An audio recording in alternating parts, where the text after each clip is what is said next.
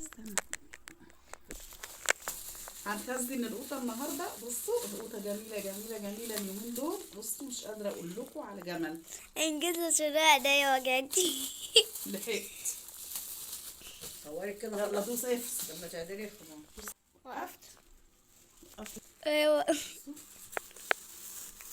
معرفش موقفين انا اصور ازاي. بصوا القوطه وجمالها. بصوا الله على الجمال. مش قادره اقول لكم على جمالها وسكر. ارفع شويه ايدك لفوق عشان اطلع عينك. بص جميله ازاي. ده احلى وقت لتخزين القوطه. وقف. بصوا يا حبايبي القوطه على جمالها. تحفه تحفه تحفه. بصوا مدربة مطربه. ضلك تفحه. بصوا بصوا بصوا جمال. انا عايزة واحدة منجوق واحدة.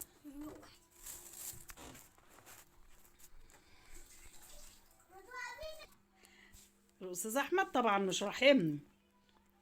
ماشي. اللهم صل على سيدنا محمد وعلى اله وصحبه اجمعين. زي ما احنا متعودين نبدا الفيديو بتاعنا بالصلاه على الحبيب وندعي لامواتنا بالرحمه.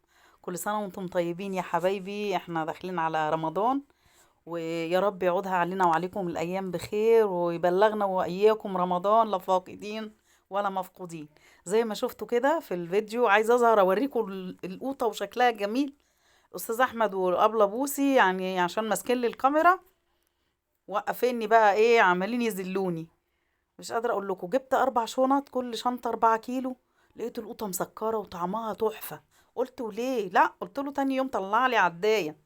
رفع لي عدايه لفوق. طلع لي العدايه على كتفه. الراجل بيعدي على الباب. بس بصراحه لقيتها زي السكر. حلوه مش وحشه. كيلو ونص ب10 وهو كان بيبيعها لنا ب5 جنيه. قلت يلا مش مشكله. جبت جزء كده وجزء كده. وقعدت بقى اللي انا جبته منه ال4 شنط على العدايه. وقعدت انضف بقى اغسل وانضف وحطيت في الارض وفرشت فرشتي. قلت يلا يا قبلتي. بس عايزه اقول لكم حصلت معايا مفاجاه كارثه. مش قادره اقول لكم. طبعا البنجرايه بتدي لون للطماطم تحفه. دي ايد امي يا رب يبارك لها يا رب ويديها الصحه ويبلغها رمضان 20 رمضان تاني قدام. قالت لي هات انا اقطع لك البنجريه بسرعه. بصوا البوتاجاز اتبهدل ازاي وانا بضرب الطماطم. فجأة بصيت لقيت الخلاط راح مطرقع في وشي. بهدل لي الدنيا وبهدل لي البوتاجاز والحلل. الحمد لله قدر الله وما شاء فعل. رحت بعد ما قلت اضربها في الخلاط واصفيها. لا رحت حطها كلها على النار زي ما شايفين كده. قسمتها على حلل وسبتها. اول ما بردت بالهاند بلندر اضرب بقى بالهاند بلندر. بصراحة الهاند بلندر في اليوم ده شقي معايا بطريقة رهيبة. طبعا كمية الطماطم كتيرة. العداية فيها 27 كيلو وانا كنت جايبة 4 شنط. يعني تقريبا عدايتين طماطم. الحلتين اللي يستووا احط غيرهم. وطبعا ما فيش خلاط. الهاند بلندر قام معانا بالواجب.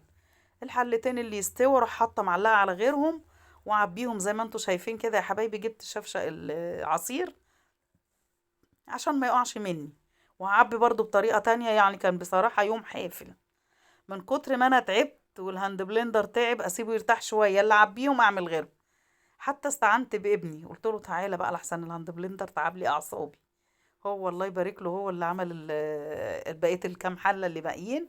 ضربهم لي بالشكل ده. والله ولا صفيت ولا ضربت في خلاط ولا حاجة. انتهم كلهم على النار وسبتهم مع البنجر. اول ما تسبكوا بالشكل ده.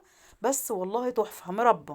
قعدت في الارض فرشت فرشتي وقلت يلا يا قبلتي برضه في تقطيع الطماطم وفي التعبيه بتاعتها. حتى دي حتى عند الحاجه تحت في الشقه قلت لهم يلا خدوا حلتين عبوهم. قالوا لي ماشي. عشان كان يوم حافل بصراحه. ويلا بسرعه الحقي خزني قبل رمضان. الطماطم جميله ومسكره ويومين هدول. لو عجبك الفيديو ما تنسينيش بدعوة حلوة ولايك وشير سبسكرايب لتيتا زوزو. كل سنة وانتم طيبين يا حبايبي يا حلوين. يا رب يعودها علينا وعليكم بألف ألف خير.